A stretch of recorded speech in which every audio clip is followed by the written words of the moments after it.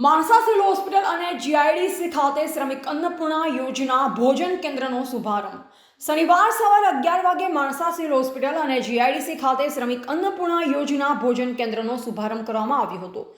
ધારાસભ્ય જે.એસ. પટેલ અને જિલ્લા પ્રમુખ અનિલભાઈ પટેલના હસ્તે શુભારંભ કરાયો.